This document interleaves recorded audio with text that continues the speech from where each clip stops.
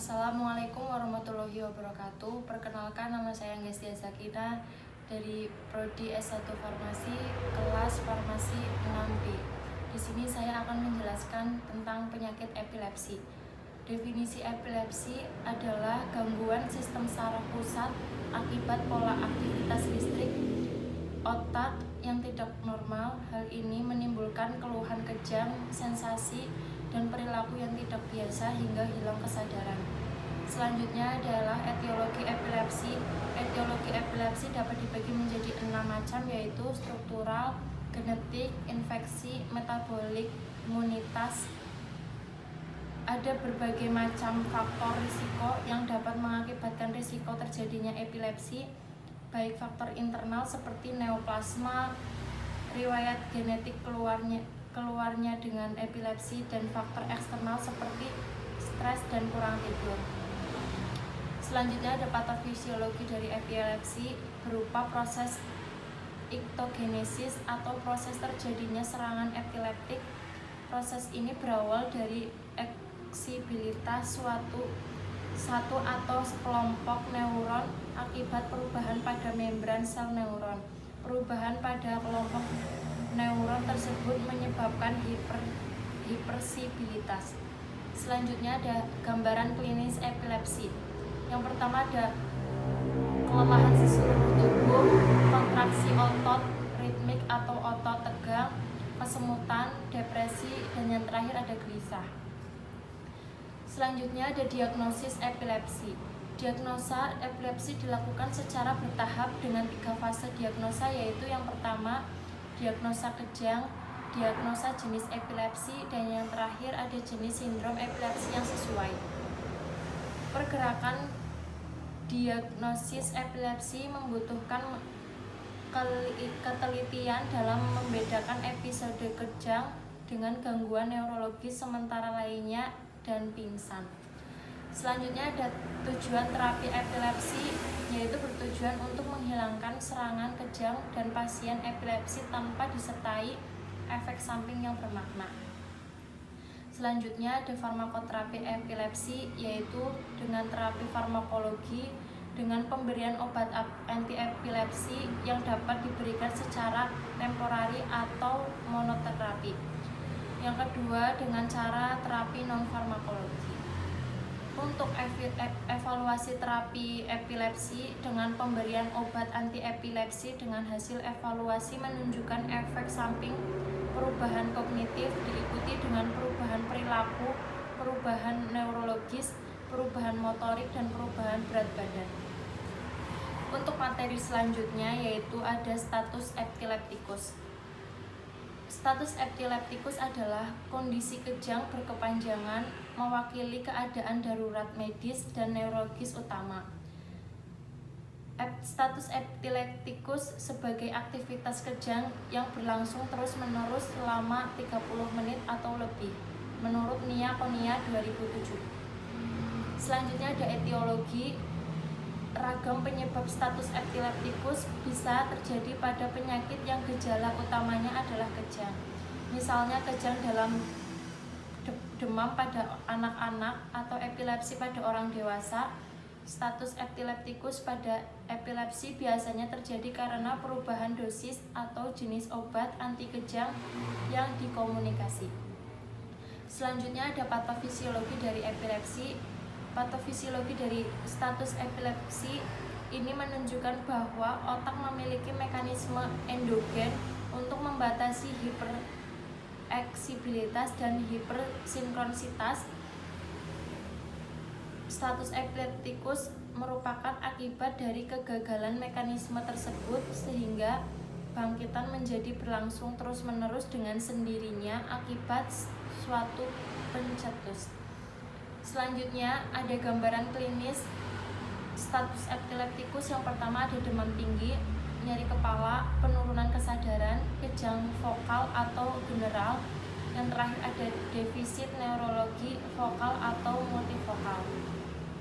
Selanjutnya ada diagnosis status epileptikus. Status epileptikus ditandai dengan kejang yang terjadi selama lebih dari 5 menit atau berulang-ulang hingga 30 menit.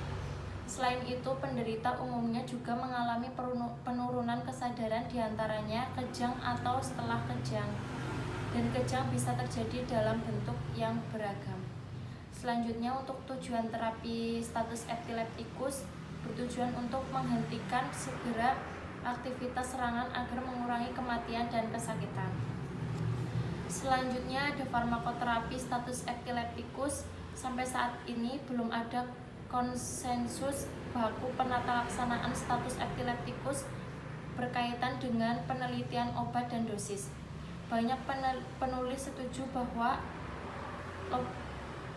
lorazepam dengan dosis 0,1 mg per kilogram berat badan atau diazepam dengan dosis 0,15 mg per kilo berat badan dapat diberikan pada tahap awal, disusul dengan phenytoin dengan dosis 15-20 mg per kilogram berat badan atau fosfophenytoin dengan dosis 18-20 mg per kilogram berat badan. Untuk evaluasi status epileptikus yaitu sangat penting untuk menentukan prognosis. Walaupun sampai saat ini belum ada konsensus penata laksanaan status epileptikus yang baku dan berupa penelitian merekomendasikan penggunaan benzodiazepin sebagai obat lini pertama untuk mengakhiri kejang akut dan phenytoin untuk lini kedua. Selanjutnya ada penyakit Parkinson. Penyakit Parkinson adalah penyakit saraf yang memburuk secara bertahap dan mempengaruhi bagian otak yang berfungsi mengordinasikan gerakan tubuh. Akibatnya penderita kegelisahan, kesulitan mengatur gerakan tubuhnya termasuk saat berbicara, berjalan, dan menulis. Selanjutnya ada etiologi. Etiologi dari penyakit Parkinson belum diketahui atau idiopatik. Terapi diperkirakan berhubungan dengan faktor genetik dan lingkungan.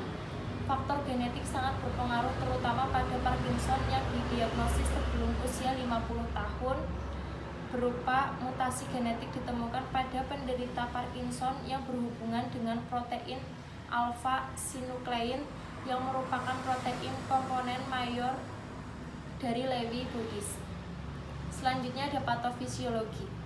Patofisiologi dari Parkinson sebagai penyakit neurodegeneratif ditandai berkurangnya dopamin yang dihasilkan substansia nigra akibat degenerasi neuron dopaminergik. Tanda patologi pada Parkinson yaitu yang pertama, degenerasi yang terjadi pada neuron dopaminergik di SNC. Yang kedua, ditemukan agregasi protein alpha-sin yang disebut badan Lewy atau Lewy bodies. Selanjutnya ada gambaran klinis Parkinson. Gejala awal Parkinson biasanya cenderung nigra dan tidak disadari oleh penderita. Terdapat 3 gejala klinis yang dialami penderita penyakit Parkinson, yang tremor, gerak tubuh melambat, dan kaku otot. Penyakit Parkinson terkait dengan kerusakan atau kematian sel saraf di bagian otak yang disebut substantia nigra. Selanjutnya ada diagnosis dari Parkinson adalah penyakit Parkinson dengan diagnosis secara klinis sehingga harus dilakukan anamnesis dan pemeriksaan fisik dengan baik dan menentukan 3 gejala kardinal Parkinson. Ketiadaan pemeriksaan penunjang yang dapat mendiagnosis penyakit Parkinson membuat klinisi harus sangat berhati-hati dalam menentukan diagnosis. Selanjutnya, untuk terapi Parkinson bertujuan untuk membuat penderita tetap aktif secara mandiri dan dalam kegiatan sehari-harinya dengan meningkatkan kemampuan dengan cara penderita dalam menyelesaikan tugasnya. Selanjutnya ada farmakoterapi dari Parkinson, yaitu penyakit Parkinson tidak dapat disembuhkan sehingga penata laksanaan terapi hanya bertujuan untuk meningkatkan kualitas hidup pasien dengan memperbaiki gejala dan menghambat progresivitas penyakit. Terapi yang diberikan mencakup terapi farmakologis, non-farmakologis, serta pembedahan. Selanjutnya ada evaluasi terapi Parkinson. Obat Parkinson atau anti-Parkinson dengan dopamin dan diberikan sesuai dengan evaluasi respon penderita oleh dokter neurologi dan berpengalaman, mengingat obatnya juga memiliki efek samping yang mengganggu, bahkan berat.